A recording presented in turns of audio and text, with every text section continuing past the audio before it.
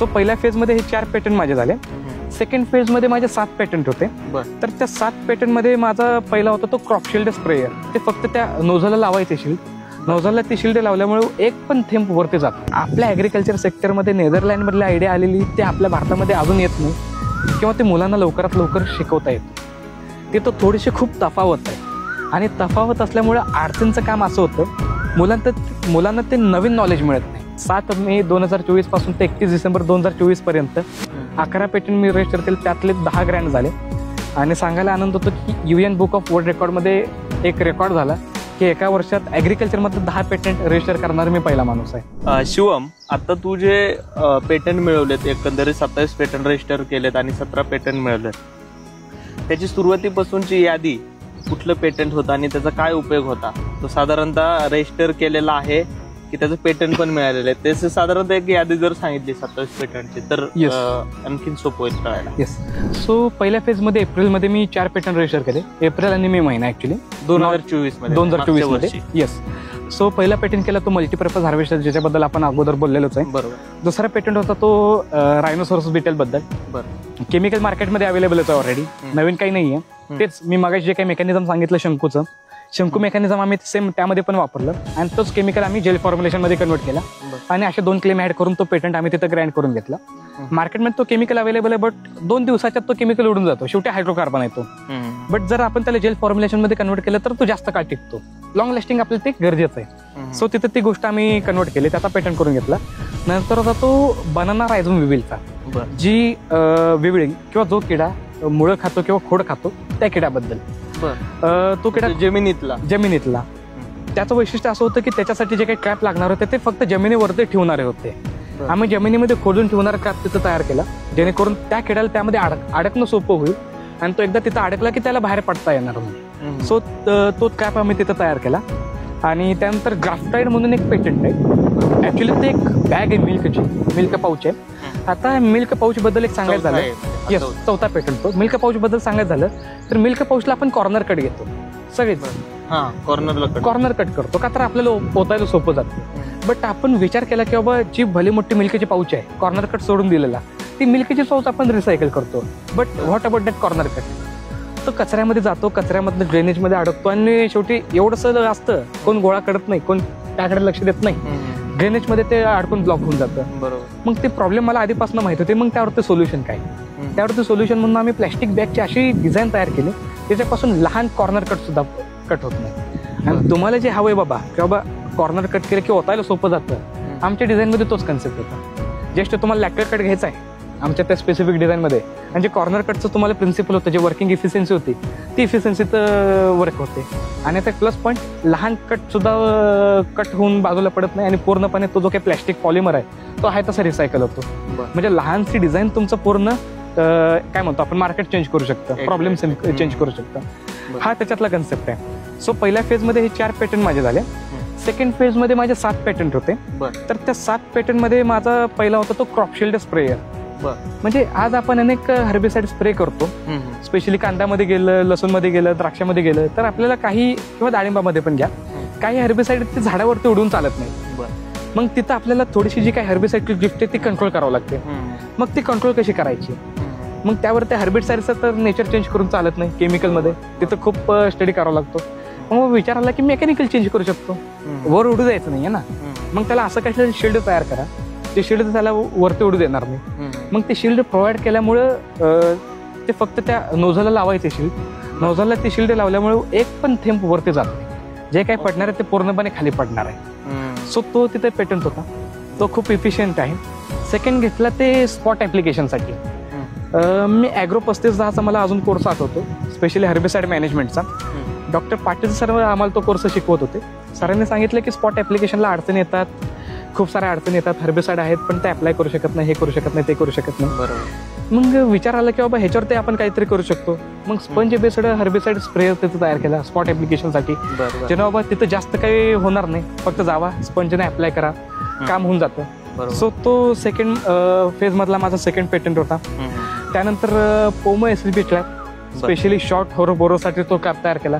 नवीन काहीच नाही, केमिकल तेच आहेत. जसं मगाच सांगितलं की बाबा झाड क्रश केलं, आजूबाजूला इन्सेक्टून फिरायले, तेच झाड होतं, केमिकल काढले त्या झाडापासून, ते ठेवलं, त्याच्या बाजूला तो शॉर्ट रूट बोरर येतो.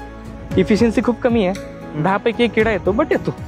बरोबर. थोडस तरी आहे, कारण आजपर्यंत काहीच नाही, आपण थोडं तरी केलं ते महत्वाचं आहे. एक्झॅक्टली. इफिशियन्सी खूप कमी, इकॉनॉमिकली ते थोडंसं प्रॅक्टिकली पॉसिबल नाही, इकॉनॉमिकली खर्चिक आहे, बट आहे. त्याचा पेटंट केला आम्ही तिथे. त्यानंतर गेलो आम्ही व्हाईट ग्रबला. व्हाईट ग्रबचा तो आता मी प्रोडक्ट सुद्धा लॉन्च केलेला आहे. व्हाईट ग्रबमध्ये पण सेम इश्यू आहे. ते जे काही केमिकल आहे ते केमिकल बाबा आपण ठेवून दिलं तर सगळे किडे येतात, बट अडचण तीच हायड्रोकार्बन उडून जातो. त्याला आम्ही जेल फॉर्म्युलेशन मध्ये कन्वर्ट केलं आणि त्याचा आम्ही तिथं पेटंट कन्वर्ट करून घेतला. आणि त्यानंतर मग दुसरे एक अडचण आपल्याला माहिती आहे अलीकडे, किंवा जे काही स्नेल्स आहेत ज्याला आपण गोगलगाई म्हणतो, ते खूप मोठ्या प्रमाणावरती वाढलेले आहेत. फळबागामध्ये आहेत, सोयाबीनमध्ये आहेत, कापसावरती आहेत. मग त्यावरती ऑप्शन काय? सेम इंटिग्रेटेड पेस्ट मॅनेजमेंटमध्ये काम होतं. मग त्याचा ट्रॅप आम्ही तिथे तयार केला. सेम कन्सेप्ट, किंवा ते झाडावरती चढतायत, मग तिथे ट्रॅप तयार केलं पाहिजे. त्याच्यासाठी जे काही केमिकल्स आहेत ते केमिकल्स आम्ही तिथं तयार केले. त्याचं फॉर्म्युलेशन तिथं चेंज केलं. म्हणजे एक अशा पुडीमध्ये जे औषध आणलं की बाबा फक्त पाण्यामध्ये मिक्स करा, घेऊन द्या, त्याच्यामध्ये सगळे काय गोगलगाई येऊन पडतील ऑटोमॅटिकली. असा कन्सेप्ट आम्ही तिथे आणला. ते तिथं हे केलं, रजिस्टर केलं आम्ही तिथे. त्यानंतर परत सबसॉइल स्मार्ट ऍप्लिकेटर आम्ही तिथं तयार केलं. कन्सेप्ट काय ऍक्च्युली, खूप सारे फर्टिलायझर्स आहेत जे आपल्याला स्पॉट ऍप्लिकेशन करावं लागतात काय काय झाडांना, आणि मग ते खोल जमिनीत केलं तर त्याचा फायदा जास्त होतो. आपण फक्त अप्लाय करतो. मग खोल जमिनीत करण्यासाठी आम्ही सबसॉइल स्मार्ट ऍप्लिकेटर आणला. फक्त पार खोदा, पार मारा, ऑटोमॅटिकली त्याच्यातून ते फर्टिलायझर आत जाईल त्या डिपनेसला. मग तिथे डिपनेसचं जे काही इंडिकेशन असेल, तुम्ही जर सेट केलं 3 इंचाला पाहिजे, 4 इंचाला पाहिजे, बरोबर त्याच डेपला ते फर्टिलायझर जाऊन पडतं. असं थोडंसं सेकंड फेज माझा जास्त मेकॅनिकल होता आणि काही केमिकलच्या पॉईंट ऑफ व्ह्यूनं पण होता. सो आम्ही तिथे ते तयार केला. ओके. हे 7 झाले सेकंड फेज मध्ये. सेकंड फेज मध्ये हे टोटल 11 झाले. हे 11 मी 2024 मध्ये रजिस्टर केले आणि त्याच वर्षी माझे 10 ग्रँड झाले. फक्त पोमोग्रेनचा जो शॉर्ट बोरोचा पेटंट आहे तो अजून सुद्धा अडकलेला आहे. त्याच्यात ऑब्जेक्शन खूप सारे येतात, ते ऑब्जेक्शन आम्ही टॅकल करतोय. त्याच्यामध्ये थोडंसं अडचणी येतात समजू आपण, बट त्या एका वर्षामध्ये 2024 मध्ये 7 मे 2024 पासून ते 31 डिसेंबर 2024 पर्यंत 11 पेटंट मी रजिस्टर केले. त्यातले 10 ग्रँड झाले. आणि सांगायला आनंद होतो की UN बुक ऑफ वर्ल्ड रेकॉर्डमध्ये एक रेकॉर्ड झाला की एका वर्षात ऍग्रिकल्चरमध्ये 10 पेटंट रजिस्टर करणारा मी पहिला माणूस आहे. रजिस्टर करणारा, ग्रँड करून घेणारा आणि 11 रजिस्टर करणारा मी पहिला व्यक्ती अख्ख्या जगामध्ये स्पेशल ऍग्रिकल्चर बद्दल. सो तर तो एक तिथं पहिला रेकॉर्ड झाला. सेकंड फेज मध्ये ऑलरेडी आयडी तयारच होती. मी मग प्रॉपर रजिस्ट्रेशनला गेलो या सगळ्या गोष्टी. सेकंड फेज मध्ये मग वीकली मी काम चालू केलं. मग एक पेटंट ग्रँड करत गेलो, रजिस्टर करत गेलो, ग्रँड करत गेलो, रजिस्टर करत गेलो. त्याच्यामध्ये सांगायला आनंद होतो, एक पेटंट आम्ही जस्ट कालच त्याचं ग्रँड सर्टिफिकेट आला आम्हाला. तर ग्राफ्टिंग क्लिप म्हणून तो एक आमचा कन्सेप्ट आहे. काय येतं ऍक्च्युली, आपण ग्राफ्टिंग करतो, झाड कट केलं, लावलं 2 झाडं, सायॉन आणि रुस्टॉक, तर त्या गोष्टी लावल्या आपण, त्याला ते प्लॅस्टिकचे दोरी बांधतो. तर त्याला एक एक्सपर्टाईज लागतं आपल्याला, फ्रेशर त्याला करू शकत नाही ते प्रॉपरली. तर तिथं सीन कसं होतं, ते जर जास्त टाईट झालं तर ते वर्क देत नाही, फेल्युअर येतं. मग तिथं काहीतरी ऑप्शन हवं. मग ऑप्शन म्हणून आम्ही एक रबरची ट्यूब अशी तयार केली की बाबा जस्ट बसवा, ग्राफ्टिंग झालं की तुम्ही काढून घ्या, परत गरम पाण्यामध्ये उघडा आणि परत ते रियूज करा. आणि हार्डली 30 पैशामध्ये ते तयार होतं. बरोबर. आणि फ्रेशर असेल तरी तो प्रॉपर अप्लाय करू शकतो, एक्सपर्ट असेल तरी पण तो प्रॉपर अप्लाय करू शकतो. बरोबर. काहीच अडचण नाहीये. म्हणजे आम्ही असे काही फिजिकल ह्याच्यामध्ये गेलो, फिजिबिलिटीमध्ये ऑलरेडी प्रॉब्लेम आहे, काही सोल्युशन आहेत, आम्ही त्याला चांगल्या पद्धतीने मॉडिफाय केलं आणि ते मॉडिफाय करून मग आम्ही त्यावरती काम केलं. सेकंड आम्ही ग्रँड करून घेतला तो फ्रूट बॅगचा. फ्रूट बॅग म्हणजे नेमका तिसऱ्या फेज मधले. तिसऱ्या फेजमध्ये. तिसऱ्या फेजमध्ये फ्रूट बॅगचा कन्सेप्ट असा होता की प्रॉपर असे आपण काही फ्रूट बॅग तिथं लावतो, पण प्लॅस्टिकच्या फ्रूट बॅग मध्ये अडचण अशी येते की त्याच्यामध्ये पाणी राहतं समजा खाली, त्या पाण्यापासून अजून काही धोका होतो. सेकंड, त्यांचा कलर डेव्हलप होत नाही पोमोमध्ये किंवा काही क्रॉप मध्ये अजून. किंवा तिसरं अडचण अशी येते की आपण पेपर वगैरे वापरतो, त्या पेपरची शाई त्याच्यावरती उमटते किंवा मग ते पेपर फाटून जातो. मग आम्ही एक अशी बॅग तयार केली की बाबा जे लवकर फाटत नाही, एंड ऑफ द सीझन पर्यंत ती आहे तशी टिकणार आहे. सेकंड, त्याच्यामध्ये जे काही पाणी थांबायची अडचण आहे ती निघून जाईल. तर बाबा तो पेपर पावसाळ्यामध्ये ओला झाला तरी पण लगेच वाळून जाईल. आणि त्याच्यामध्ये आम्ही काही केमिकल असे ऍड केलेत की बाबा ज्याच्यामुळे त्याची सेल्फ लाईफ वाढून जाईल. असा तो एक तिथं आम्ही पेटंट रजिस्टर केला. अशी एक फेज आम्ही तिसऱ्या फेजमध्ये थोडंसं आम्ही पोस्ट हार्वेस्टकडे वळालो. किंवा अजून एक रिसेंट मधला पेटंट म्हटला तर AI बेस्ड सीड जर्मिनेटर. बर. त्याचं वैशिष्ट्य असं की बाबा काही सीड्स असे आहेत ज्याची डॉर्मन्सी ब्रेक करणं अवघड होतं. जरी डॉर्मन्सी ब्रेक झालं तर मॉइश्चर लेवलमुळे ते जर्मिनेट होत नाहीत लवकर. तर आम्ही एक असं जर्मिनेटर तयार केलं की बाबा ज्याच्यामध्ये सीड टाकलं की 100% सीड्स जे काही डॉर्मन्सी ब्रेक झालेले नाही ते सोडून विदाउट मॉइश्चर जे काही जर्मिनेट होत नव्हते तर ते प्रॉपर मॉइश्चर तिथे दिले जाईल, प्रॉपर टेम्परेचर तिथे दिलं जाईल आणि त्याच्यामुळे सगळे सीड तिथे जर्मिनेट होतील. असं एक आम्ही तिथे AI बेस तयार केलं मॉडेल. सो असे थोडंसं टेक्नॉलॉजिकल बेस असतील किंवा परत ह्या सगळ्या गोष्टी आम्ही तिथं हळूहळू वर्किंग चालू केलं आणि मग ह्या सगळ्या गोष्टी आमच्या तिथं ग्रँट होत गेल्या. बरोबर. आणि पूर्ण ॲग्रीटेक असल्यामुळे मग तिथं प्लस पॉईंट असा झाला की माझं स्पेशलायझेशन फक्त BSc ॲग्री, MSc ॲग्री नाहीये. त्यामुळे मला सगळा पॉईंट ऑफ व्ह्यू बघायला मिळतो. मी पोस्ट हार्वेस्ट मध्ये पण जाऊ शकतो, मी पेस्ट कंट्रोलला पण जाऊ शकतो, मी मेकॅनिकल मध्ये पण जाऊ शकतो. माझं स्पेशलायझेशन नसल्यामुळे मला कुठेही जाता येतं. एक प्लस पॉईंट आला. त्यामुळे मग सगळीकडे उतरता येतं. प्रॉब्लेम आला की लगेच मी सोल्युशन काढू शकतो. एवढी एक इफिशियन्सी आता आलेली आहे. आणि सांगायला आनंद होतो की अनेक पेटंटला मी आज कन्सल्टन्सी देतो. जवळपास 31 पेटंटला मी फक्त कन्सल्टन्सी दिलेली आहे माझ्या स्वतःचे सोडून. त्याच्यामध्ये ते प्रॉब्लेम घेऊन येतात, मी त्यांना टेक्निकल कन्सल्टन्सी देतो. ह्याच्यामध्ये असा चेंज करा, त्याच्यामध्ये तो चेंज करा. आणि ज्युनियरचे असतील किंवा इकडचे तिकडचे आता त्यात 30 रजिस्टर केले जवळपास, 31 पैकी जवळपास 15 एक आतापर्यंत ग्रँट झालेले आहेत. एकाला पण काय अडचण आलेली नाही. का तर एवढे टेक्निकल नॉलेज त्यामध्ये डेव्हलप झालेले, मसल मेमरी चांगली तयार झालेली आहे. त्यामुळे होऊन जातं, चांगलं काम तयार होऊ शकतं. आता हे जे सांगितले जवळपास 17-20 झाले, त्यातले पुढचे अजून कोणते कुठल्या प्रकारातले कोणते पेटंट आहेत त्याची लिस्ट तर आपण दाखवूच प्रेक्षकांना. त्यामध्ये 27 पेटंट रजिस्टर केलेले आणि त्यातले 17 कुठल्यांना ग्रँट मिळाले. तर अजून कुठल्या प्रकारातले ते पेटंट होते, काय होते, काही युनिक अशी आयडिया होती का त्यात? युनिक बघायला गेलं तर मल्टीपर्पज हार्वेस्टर. काही पेटंट असे असतात टू बी ऑनेस्ट ते फक्त आयडियाज आहेत म्हणून आम्हाला रजिस्टर करावं लागतं टीमचं मोटिवेट वाढवायला किंवा या सगळ्या गोष्टी करायला. बट काही पेटंट असे आहेत का जे पूर्णपणे कमर्शियल पॉईंट ऑफ व्ह्यू तयार केलेले आहेत. लाईक मल्टीपर्पज हार्वेस्टर असेल, ग्राफ्टॉइड म्हणजे जे कॉर्नर कटिंगची डिझाईन होती, कन्सेप्ट होता त्याचा पेटंट असेल, किंवा मग जे काही क्रॅप्स असतील इन्सेक्टचे, असे काही पेटंट आहेत ते पूर्णपणे कमर्शियल पॉईंट ऑफ व्ह्यू तयार केले. त्याच्यामध्ये थिंकिंग तेवढं होतं, त्याच्यामध्ये क्लेम्स तेवढे होते, त्याच्यामध्ये सगळ्या गोष्टी तेवढ्या होत्या. ते तेवढेच कमर्शियलचे, बाकीचे थोडेसे प्रॅक्टिकली फिजिबल नाही आहेत. बट युनिक आयडिया तर इनोव्हेशन आहे, करून घ्या बाबा पेटंट. सो असा तिथे सीन आहे. सो असे खूप सारे लिस्ट आहेत. इथनं पुढं अनेक पेटंट मला रजिस्टर करायचे. लाईक सबसॉइल ॲप्लिकेटर असेल त्याचा अजून मॉडिफाय केलेलं आहे आम्ही. सेकंड थिंग आम्ही आता अजून इरिगेशनमध्ये उतरतोय, ऑटोमॅटिक इरिगेशनमध्ये, त्याचा आम्ही करून घेतोय. थर्ड थिंग आम्ही आता थोडंसं हार्वेस्टिंगमध्ये जातोय, कॅश्यू हार्वेस्टरमध्ये किंवा परत आपण मँगो हार्वेस्टरमध्ये. स्पेशली काही क्रॉप स्पेसिफिक आम्ही हार्वेस्टरमध्ये जातोय. किंवा आपण ड्रॅगन फ्रूट हार्वेस्टिंगला अडचण येते, ड्रॅगन फ्रूट आमचं हार्वेस्टरचे ट्रायल कंडक्ट करायचे, पपया हार्वेस्टरचे आमचे ट्रायल कंडक्ट करायचे, पायनॅपल हार्वेस्टरचे आमचे ट्रायल कंडक्ट करायचे.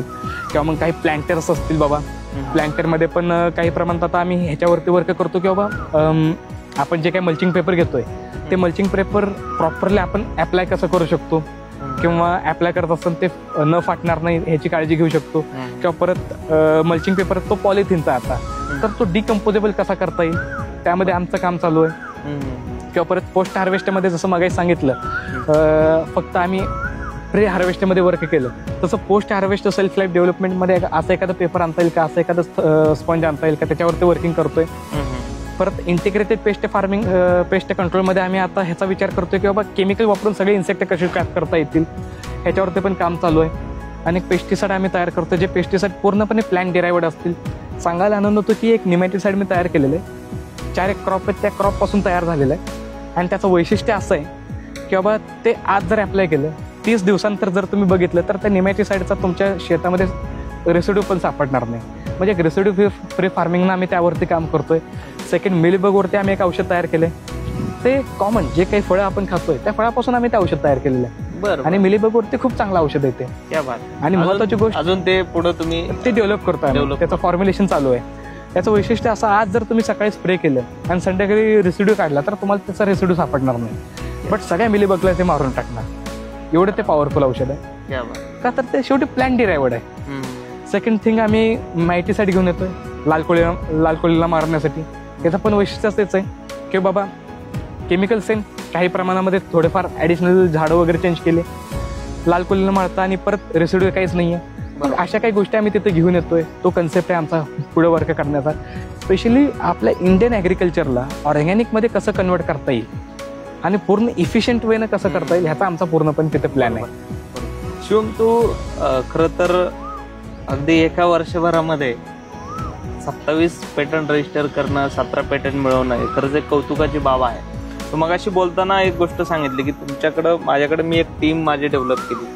ते टीम म्हणजे नेमकं कसं आहे त्याबद्दल थोडंसं थोडक्यात सांगशील का? नेमकं तू स्वतःची टीम केली की ते प्रत्येक जण वेगवेगळं कामं करतात, पण ह्या प्रोजेक्टसाठी सगळ्यांनी थोडं कॉन्ट्रीब्युट करायचं कशी? ॲब्सोल्युटली. आता ओव्हरऑल बघायला गेलं तर एक स्टुडंट लाईफमध्ये सीन कसा असतो, मुलांकडे भरपूर टाइम रिकामा असतो. फक्त आपण हुल्लडबाजी कसं करतो त्याच्यावरती सगळ्या गोष्टी डिपेंड असतात. बरोबर. म्हणजे प्रोडक्टिव्ह करतो की हुल्लडबाजी करतो. आता सीन असं होतं की मुलांकडे टाइम असतो, कोण इंस्टाग्रामवरती रील बघण्यात वेस्ट करतं, कोण पुस्तकं वाचतं, कोण बाबा निवांत खेळण्यामध्ये टाइम वेस्ट करतं, डिपेंड्स. पण एक सीन असा असतो की आपण त्या फेजमध्ये विचार करत नाही की आम्हाला पैसे कमवायचे, डिग्री झाल्यानंतर लगेच मला जॉब भेटला पाहिजे, लगेच सगळ्या ह्या गोष्टी झाल्या पाहिजेत, ह्या गोष्टी विचार करत नाही. बट माझ्या कॉन्टॅक्टमध्ये मला असे काही त्या फील्डमध्ये एक्सपर्ट भेटले की जे एक्सपर्ट बाबा मला ह्या सगळ्या गोष्टी सांगितल्या, दिशा दिली, विचारांना दिशा दिली. म्हणजे जस्ट आयडियाचं एक्सचेंज झालं, आयडिया एक्सचेंज केल्यानंतर ते म्हणाले हे करू शकतं, आपण करू शकतो. मग आता ॲज इन केमिकलमध्ये काम करण्यासाठी मला केमिकलचं नॉलेज नाही आहे, बट माझ्याकडे जे 2 केमिकल इंजिनियर आहेत त्यांच्याकडे भयानक नॉलेज आहे. नो डाऊट ते अजून पासआउट झाले नाही आहेत, ते स्टुडंट फेजमध्येच आहेत, बट ते माझं काम करून देतात. आणि त्या माझ्या कामामुळे त्यांना एक चांगलं एक्सपोजर भेटलं, त्यांचं एक चांगले टेक्निकल नॉलेज तिथे डेव्हलप झालं. ह्याचा एक प्लस पॉईंट काय होतो, स्टुडंट लाईफमध्ये असल्यामुळे ना त्यांना मला टाइम देता येतो.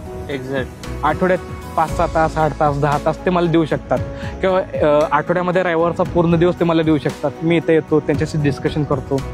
तर मग प्रत्येक फेजमधले ज्या ज्या प्रकारानुसार मला लोक लागली तसं मी त्या प्रत्येक फेजमधले त्या एक्सपर्ट जे कोण होते का त्या फील्डमधले त्या कोणाला 4 गोष्टी माहिती आहेत त्यांना मी कनेक्ट होत गेलो. आणि हे सगळे स्पेशली स्टुडंटच आहेत. का तर बाबा स्टुडंटला पण त्यांना नॉलेजची गरज असते, आपल्याला पण गरज असते. आणि महत्त्वाची गोष्ट काय कसं नव्हतो, एखाद्या एक्सपर्टला हायर केलं तर त्यांना पैसे द्यावे लागतात. एक्झॅक्ट. आपल्याकडे पैसे नाही आहेत, बट स्टुडंटला इन्व्हॉल्व केलं तर त्यांना पण 4 गोष्टी समजतात आणि पैसे द्यायची गरज नसते. बरोबर. अगदी. हे आता आपण ज्या कॅम्पसमध्ये बसतोय तो आहे पुणे कृषी महाविद्यालयाचा कॅम्पस. खरं तर प्रत्येक आता बघितलं, आताचं एज्युकेशन पॅटर्न जर बघितलं ॲग्रिकल्चरचं तर खूप तसं बघितलं तर खूप जुनं आहे. आता ॲग्रिकल्चर कुठं गेलंय, AI टेक्नॉलॉजी आहे, ड्रोन टेक्नॉलॉजी आहे, खूप टेक्नॉलॉजी ॲडव्हान्स येते, पण आपलं एज्युकेशन पॅटर्न खरं तर खूप पाठीमाग आहे. तुझं वय अगदी तुझं आत्ताशी बॅचलर डिग्री तुझी कंप्लीट झाली आहे.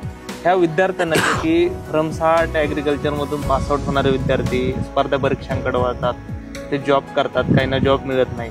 आणि खऱ्या अर्थानं 90% विद्यार्थी ह्या कॉलेजचे म्हणा किंवा MPQ राहुरी विद्यापीठाचे म्हणा, बरेचसे विद्यार्थी फक्त स्पर्धा परीक्षा करण्यासाठी येतात. तू याच विद्यापीठाच्या एका कॉलेजमधनं डिग्री घेतली आहे आणि 17 पेटंट आतापर्यंत मिळवलेत, बाकीचे 10 पेटंटही येणाऱ्या काळात लवकरच मिळतील. तर नेमकं काय विद्यार्थ्यांना सल्ला देशील तू? आपलं विद्यार्थी दशेत असताना काय केलं पाहिजे? तू जसा विचार केला, प्रत्येक गोष्ट तू लिहून ठेवली आणि तो तुझं एक खुराक होतं. अगदी मला ही गोष्ट सरांनी आता सांगितली म्हणजे मला त्यावर नंतर कधी ना कधी कामाला येणार आहे. तू ते खुराक म्हणून ते करून ठेवायचं. तर विद्यार्थ्यांना काय सल्ला देशील? विषय असा, आता प्रत्येकाचा एक पॉईंट ऑफ व्ह्यू असतो बाबा. 12वीला प्रत्येकाचं एक मन असतं की बाबा आपण एक तर IIT मध्ये गेलं पाहिजे, नाहीतर MBBSला ऍडमिशन घेतलं पाहिजे. पण त्याशिवाय दुसरं फील्ड त्यांना दिसत नाही. आता घरचं कृषीचं बॅकग्राऊंड होतं, मला फील्ड दिसलं ॲग्रिकल्चर, चला बाबा ॲग्रिकल्चरमध्ये आलेलं आहे. नाही, लहानपणापासून इच्छा होते की जगा वेगळं काहीतरी करायचं आहे. आणि हीच आयडिया म्हणजे हा जो काही विचार आहे हा विचार आपल्याला बदलतो. बरोबर. दुसरा विषय असा झाला की जे आता बाकीच्यांचं मला माहित नाही, इंजिनियर्स असतील, MBBSला गेले असतील, इकडे तिकडे वेगळ्या सेक्टरमध्ये गेले असतील, बट ॲग्रिकल्चरचा जो काही स्टुडंट आहे हा जास्तीत जास्त एक्झाममध्ये बिझी असतो. अगदी. कारण ॲडमिशन घेतात, रजिस्टर करतात, 1.5 महिन्यामध्ये मिड टर्म येते, 15-20 सब्जेक्ट असतात, त्याचे पहिला मिड टर्म द्या, त्याच्यामध्ये 13-14 दिवस निघून जातात, 1.5 महिना जातो, लगेच प्रॅक्टिकल चालू, 15 विषय होते, 15 विषयाचे 15 प्रॅक्टिकल, त्याचे लगेच थेअरी एक्झाम्स, 1.5 महिना तिथं जातो, आठवड्याला 5च पेपर होतात त्यात. मग हा जो काही बिझी शेड्यूल आहे, हे बिझी शेड्यूल असं झालेलं आहे ना, म्हणजे लर्निंगला 1.5 महिना आणि एक्झाममध्ये 1.5 महिना. म्हणजे एवढं लर्न करतायत, म्हणजे जे काय तुम्हाला त्या सेमिस्टरमध्ये शिकायचं आहे ते 6 महिन्याचं तुम्हाला फक्त 1.5 महिन्यात शिकायचं आहे.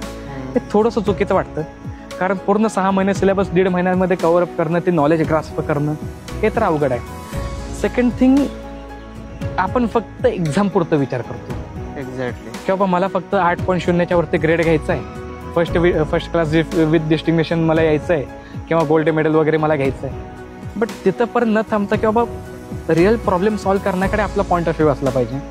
कारण विषय असा होतोय, बाकीचे सेक्टर आपण बघतो, ॲटॉमिक एनर्जी घ्या, इंजिनिअरिंग टेक्नॉलॉजी घ्या, AI घ्या, ह्या सेक्टरमध्ये आता ॲटॉमिक एनर्जी म्हटलं तर जगामध्ये जे काही नवीन टेक्नॉलॉजी चालू आहे आपल्या भारतात पण चालू आहे. इस्रोमध्ये जर विचार केला, जर जी नासा गोष्ट करते ती इस्रो सुद्धा करते. काय करते तर तिथं दुसरा विचार आला, एखादं आयडिया आली तर ते दुसऱ्या दिवशी भारतात पण येते आणि त्यावरती आपण इम्प्लिमेंटेशन काम पण चालू करतो. बट आपल्या ॲग्रिकल्चर सेक्टरमध्ये नेदरलँडमधली आयडिया आलेली ते आपल्या भारतामध्ये अजून येत नाही किंवा ते मुलांना लवकरात लवकर शिकवता येतं. तिथं थोडीशी खूप तफावत आहे आणि तफावत असल्यामुळे अडचणीचं काम असं होतं, मुलांना ते नवीन नॉलेज मिळत नाही. आता ठीक आहे, एज्युकेशन सिस्टीमला आपण दोष देऊन चालत नाही, तिथं चेंज करायला खूप टाईम लागणार आहे. ह्या सगळ्या गोष्टी पॉलिसी डेव्हलप करणाऱ्यांच्या असतात, त्यांना पण काय अडचणी असतील आपल्यालाही ते माहीत नाही आहेत. बट मुलांनी स्वतःला त्या वेळेनुसार चेंज केलं पाहिजे. तसं डार्विनचा नियम आहे बाबा, जर तुम्ही बदल केला नाही तर स्वतःला हरवून बसाल, राईट. तसं विद्यार्थ्यांनी स्वतःला बदललं पाहिजे. वाढणारं कॉम्पिटिशन आहे त्यामध्ये तुम्ही स्वतःला बदला आणि बदलानुसार तुम्ही त्यामध्ये राहा आणि त्या स्पर्धेमध्ये टिका आणि त्या स्पर्धेमध्ये अव्वल राहा. हेच डार्विननं सांगितलं. 12वीमध्ये हे सगळे गोष्ट सगळ्यांनी शिकलेली आहे बायोलॉजीमध्ये. मग ते प्रॅक्टिकली इम्प्लिमेंटेशन झालं पाहिजे, हे महत्त्वाचं आहे. जर ह्या गोष्टींचं प्रॅक्टिकली इम्प्लिमेंटेशन झालं तर सगळे विद्यार्थी काय याचा विचार करणार नाही. कारण स्वामी विवेकानंदांना शिकवणारे जे काही गुरु होते ते गुरु आपल्या इथे आहेतच. आता मी तुम्हाला उदाहरण सांगतो डॉक्टर संग्राम धुमाळांचं. म्हणजे त्या व्यक्तीनं साध्या तणापासून कापूस तयार करण्याची तयारी ठेवलेली आहे. जस्ट सहज डिस्कशन झालं होतं सरांसोबत की सर हे वीड आहे, ह्याचा उपयोग काय. चेष्टेमध्ये मी म्हणालो होतो, सरांनी जागेवरती त्या वीडचं कापसामध्ये कन्वर्जन करून दाखवलं. एवढं भयानक नॉलेज असलेले शिक्षक होते. Second thing doctor Karande sir. पण त्या व्यक्तीचं वैशिष्ट्य सांगायचं झालं तर जगा वेगळंच. म्हणजे एक शेतकरी आला होता, आलं घेऊन, आल्याला कोणता रोग झाला त्याला माहित नव्हतं. सरांनी जस्ट वास घेतला आणि सांगितलं की आल्याला असा असा रोग आलेला आहे. माझ्या डोळ्यासमोर तो उदाहरण. म्हणजे इतके पॉवरफुल शिक्षक आपल्याला तिथं आहेत. MPQमध्ये ह्याच्यापेक्षा पॉवरफुल शिक्षक आहेत, ह्याच्यापेक्षा भयानकर नॉलेज असलेले शिक्षक आहेत. मग ह्या शिक्षकांकडनं हे विद्यार्थी का घडले जाणार नाहीत. एक्झॅक्ट. जसं मी मागायला सांगितलं की पवार सरांनी आयडियाज देत होते, बट मला माहित नाही की माझ्या बॅचमध्ये किती मुलं ते लिहून घेत होते. मी लिहून घेतलं, मी कन्वर्ट केलं. ते मला गरज होती, मी स्वतःला बदललं, मी त्याच्यावरती काम केलं. तर माझ्या बॅचमधल्या 240 मुलांपैकी जर 24 विद्यार्थ्यांनी जरी केलं असतं तर आज कृषी महाविद्यालय कोल्हापूरकडे कमीत कमी 1000 पेटंट असले असते. फक्त विषय असा होता की मुलांनी त्याच्याकडे पॉईंट ऑफ व्ह्यू बघणं चेंज केलं पाहिजे. आता जसं MPSC UPSC मध्ये स्पेशली स्पर्धा परीक्षेमध्ये मुलं चेंज करतात का बाबा एक्झामचा पॅटर्न बदललाय, आपल्याला सुद्धा बदललं पाहिजे. तसं बाबा ॲग्रिकल्चर बदललंय, आपल्याला सुद्धा बदललं पाहिजे, हा विचार त्यांच्या मनामध्ये आला पाहिजे. आज AI टेक्नॉलॉजी ॲग्रिकल्चरमध्ये येते. मग तुम्ही जर एज्युकेशन सिस्टीम शिकवत नसेल तर तुम्ही स्वतःहून शिका बाबा. फ्री कोर्सेस आहेत, वर्ल्ड बँक स्वतः फंडिंग देते फ्री कोर्सेसला AI बद्दल. Amazon AWS प्लॅटफॉर्म आहे जे फ्रीमध्ये कोर्सेस देतं. अनेक फ्री कोर्सेसवाले प्लॅटफॉर्म्स आहेत. जर अनेक युनिव्हर्सिटीज आहेत जगामधले टॉप असलेले, त्या युनिव्हर्सिटीच्या वेबसाईटवरती गेलो तर फ्री कोर्सेस आपल्याला अवेलेबल होत आहेत. ते तुम्ही शिका बाबा, नॉलेज ग्रास्प करा. असं नाही की बाबा प्रत्येक गोष्टीसाठी तुम्ही विद्यापीठाकडेच गेलं पाहिजे किंवा पॉलिसी मेकरकडे गेलं पाहिजे, आम्हाला ह्या गोष्टी शिकवा. स्वतःहून जर केलं तर तुम्ही आउट ऑफ बॉक्स जाणार आहे. आउट ऑफ बॉक्स गेलं तर तुम्हाला या सगळ्या गोष्टींचा विचार येणार आहे. ह्यामध्ये पूर्ण दोष मी तर देतो विद्यार्थ्यांना. मी पण विद्यार्थी होतो, मी पण तुमच्यासारखाच आलेलो होतो. फक्त माझा पॉईंट ऑफ व्ह्यू वेगळा होता, तुमचा पॉईंट ऑफ व्ह्यू वेगळा होता. तुम्ही तुमचा पॉईंट ऑफ व्ह्यू कन्वर्ट करा, तुम्हाला सगळ्या गोष्टी मिळून जातील. आज MPQ मधले अनेक विद्यार्थ्यांकडे युनिक आयडिया आहेतच, नाही असं नाही. माझ्या बॅचमध्ये अनेक मुलं अशी होते जे शेतकऱ्याच्या बॅकग्राऊंडमधून आले होते, त्यांना अनेक आयडिया होते, बट त्यांनी त्यावरती काम केलं नाही. जर त्यांनी काम केलं असतं तर माझ्या अगोदर त्यांच्याकडे पेटंट असलं असतं. शिवम, मला एक सांग की आता ही पेटंट घेण्याची जी प्रोसेस आहे ती किती लेंदी आहे, किती किचकट आहे, किती पैसे लागतात, काय तुझा अनुभव आहे? विषय असा होता, तू विद्यार्थी दशेत आहेस, पण एखादा कुणी विद्यार्थी नाहीये पण शेतकरी आहे, शेतकऱ्याचा मुलगा आहे, कुणी व्यावसायिक आहे, कुणी रॅन्डमली एंटरप्रेन्योर आहे, तर त्यांच्याकडे काहीतरी आयडिया आहे, त्यांना एखादं प्रोडक्ट डेव्हलप केलंय, तर त्यांना जर त्याचं पेटंट घ्यायचं असेल, रजिस्टर करायचं असेल, तर त्यासाठी किती दिवसाची प्रोसेस आहे, किती किचकट आहे, किती पैसे लागतात? विषय असा होतो, आता एखाद्याला उत्पन्नाचा दाखला काढायचा आहे, 7/12 काढायचा आहे, आपण तहसीलदाराकडे जातो, तलाठ्याकडे जातो, ऑफिस तिथं अवेलेबल आहे प्रत्येक तालुक्या लेवलला. तर बाबा एखादा हायर डॉक्युमेंट आहे ते जिल्हाधिकारीकडे जातो, जिल्ह्याला एकच ऑफिस असतं किंवा उपजिल्हाधिकारीकडे. पण तसं पेटंट जर आपल्याला रजिस्टर करायचं असेल तर भारताच्या 6 ठिकाणी ऑफिस आहे. मुंबई, कोलकाता, चेन्नई, दिल्ली अशा 6 ठिकाणी ऑफिस आहे. तिथं आपल्याला जावं लागतं किंवा ई फायलिंग थ्रू आपल्याला ते फाईल करावं लागतं. ई फायलिंग थ्रू अडचण अशी येते की आपल्याला कुठला फॉर्म कुठं करायचं काही नाही ह्याची आयडिया नसते. आणि हे एक प्रोसेस असं केलेलं आहे ना, म्हणजे खूप भाऊ सांगितलेलं आहे त्यामध्ये, भाऊ करून सांगितले की हे असं आहे ते तसं आहे, पण नाहीये त्या गोष्टी. त्यामध्ये गेले की आपल्याला समजतं हे छाटछूट आहे.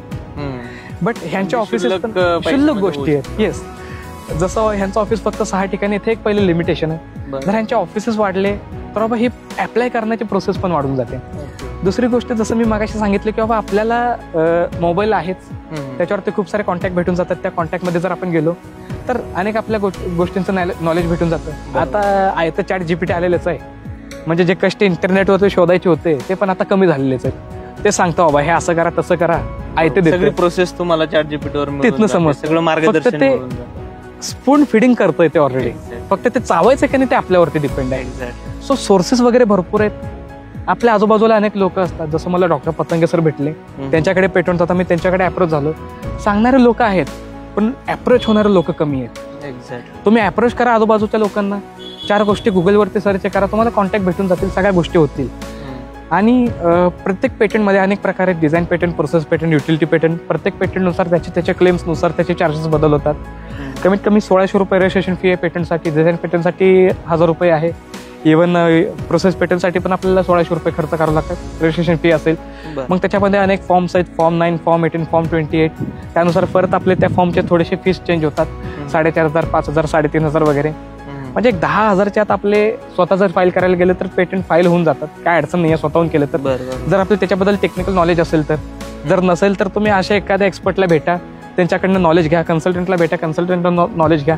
किंवा एखादा एक व्यक्ती ज्यानं पेटंट घेतलेलं आहे त्याच्याकडनं त्याला भेटा, तुम्ही त्याच्याकडनं नॉलेज घ्या. अनेक KVKs असतील किंवा अनेक रिसर्च स्टेशन असतील किंवा अनेक लोक असतील, आज मला ते भेटत आहेत. इव्हन स्टार्टअप सुद्धा, त्यांना मी गाईड करतोय. जसं मी मागायला सांगितलं, जवळपास 31 पेटंट माझ्या थ्रू फाईल झाले, त्याच्यापैकी 15 पेटंट तिथं ग्रँट झालेले आहेत. म्हणजे लोक मला अप्रोच होत आहेत, इतक्या प्रमाणात ते अप्रोच होत नाहीत, बट होत आहेत. ते अजून जास्त होणं गरजेचं आहे. आयडिया पण आपण रजिस्टर करू शकतो. येस, आयडिया सुद्धा रजिस्टर करू शकतो. डिपेंड, नेमकं ते कन्वर्ट करावं लागतं आयडियाला. डिझाईन मध्ये समजा, प्रोसेस मध्ये समजा, युटिलिटी मध्ये समजा, त्याच्यामध्ये खूप सारे टेक्निकल गोष्टी आहेत. पण त्याच्याबद्दल सांगायला गेलं तर अख्खे 2 दिवस पण कमी पडतील. बरोबर. पण एक विषय असा होतो त्यामध्ये, तुम्ही आजूबाजूच्या लोकांना अप्रोच करा, ते माहिती सांगतात, नाही असं नाहीये. इव्हन आज आपल्याला राईट टू इन्फॉर्मेशन ऍक्ट सुद्धा आहे, तुम्ही त्यांना त्याच्या थ्रू अप्रोच करा, ते सुद्धा माहिती सांगतील. बरोबर. शिवम, आता तुझा हा प्रवास तू सांगितलाय, अगदी कौतुकास्पद तुझा प्रवास आहे. कौतुक करावं तेवढं कमीच आहे, कारण विद्यार्थी दशेत एवढं काम करणं आणि एखाद्या प्रोफेसरला लाजवेल असं नॉलेज डेव्हलप करणं खरंच प्रत्येकाला जमू शकत नाही. मला एक सांग, पुढचा तुझ्या भविष्यातला काय तुझा प्लॅन आहे? तुला अजून किती पेटंट घ्यायचे आहेत? तुला अजून किती पेटंट रजिस्टर करायचे आहेत? आणि साधारणतः पुढच्या 10 वर्षात किंवा पुढच्या 5 वर्षात तू स्वतःला कुठपर्यंत बघतो? काय तुझं ध्येय? तसं बघायला गेलं तर एक आवडती मूवी आहे माझी, 3 इडियट्स. त्याच्यामधनंच मोटिवेशन आलं. त्यामुळे तो जो काही रँचो आहे त्याचे 350 पेटंट्स आहेत. जसं त्याला जापनीज शोधत होते, तसं माझी एक इच्छा आहे की मला जापनीज नाही, कमीत कमी भारतीय तरी शोध झाले पाहिजेत. नक्की शोधणार. बरोबर.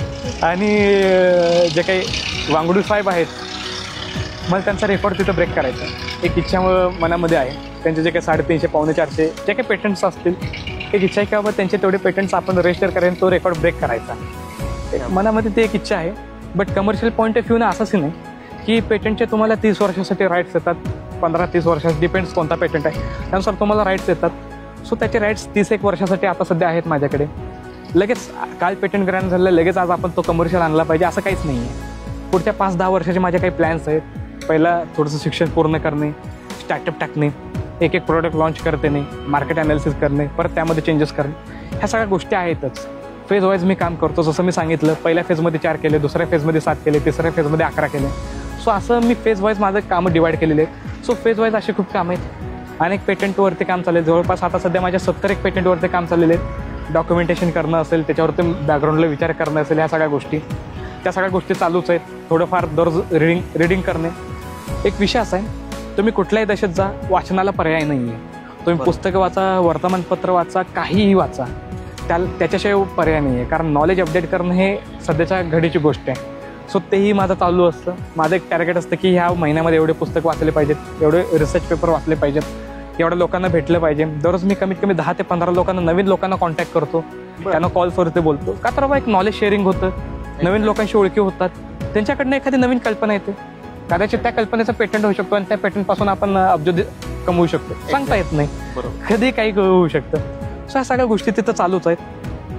माझे फ्युचर प्लॅन्स जर सांगायला गेले तर तेच पेटंट खूप सारे रजिस्टर करणं, रेकॉर्ड ब्रेक करून टाकणं, एक इच्छा असते ना प्रत्येकाची, ती इच्छा आहे. सेकंड थिंग म्हणजे खूप सारे कॉन्टॅक्ट घेणं आणि खूप सारं नॉलेज आपण घेणं, ही एक महत्त्वाची इच्छा आहे. कमर्शियल पॉईंट ऑफ व्ह्यूने बघायला गेलं तर हे जे काही पेटंट्स घेतलेले आहेत किंवा ज्याचे पेटंट होऊ शकले नाहीत असे जे काही प्रोडक्ट्स आहेत ते मार्केटमध्ये आणायचं आहे, जेणेकरून माझ्या पॉईंट ऑफ व्ह्यूने मी माझ्या शेतकऱ्यांसाठी एक ऑर्गॅनिक रिव्हॉल्युशन मी माझ्या साईडला करू शकतो, एक माझी इच्छा आहे. जेणेकरून इंडियन ॲग्रिकल्चरला भविष्यामध्ये आपण चांगल्या ठिकाणी बघू शकतो.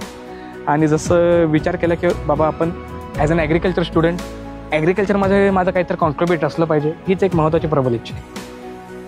अगदी 23 वर्ष वय आहे शिवमचं आणि खऱ्या अर्थानं कृषी महाविद्यालय कोल्हापूरचा हा विद्यार्थी आहे आणि वयाच्या 23व्या वर्षी त्यांनी 17 पेटंट मिळवलेत, 27 पेटंट रजिस्टर केलेत आणि 35पेक्षा जास्त अवॉर्ड्स तुला कॉलेजच्या काळामध्ये मिळालेले आहेत. खरं तर प्रत्येक महाराष्ट्रातील 4ही कृषी विद्यापीठांचे जेवढे जे काय कृषी महाविद्यालय आहेत त्या महाविद्यालयातून असे ज्ञानाची भूक असणारे, असे पेटंट मिळवणारे आणि खऱ्या अर्थानं प्राध्यापकालाही लाजवेल असं नॉलेज असणारे, बुद्धिमत्ता डेव्हलप केलेले शिवम घडावेत अशीच अपेक्षा आहे. शिवम, लोकमत ॲग्रोला विशेष या पॉडकास्टसाठी वेळ दिला त्याबद्दल तुझे खूप खूप आभार. आणि तुझ्या येणाऱ्या जे काय 10 पेटंट तुझ्या पाईपलाईनमध्ये आहेत, 70 पेटंटवर तुझं काम सुरू आहे आणि येणाऱ्या भविष्यामध्ये तुला 350 पेटंटचं रेकॉर्ड मोडायचं आहे आणि खऱ्या अर्थानं तुझे स्टार्टअप करायचे. या सगळ्या तुझ्या फ्युचरसाठी, तुझ्या भविष्यासाठी लोकमत ॲग्रोकडनं तुझे विशेष अभिनंदन. तुला खूप खूप शुभेच्छा. धन्यवाद. थँक्यू.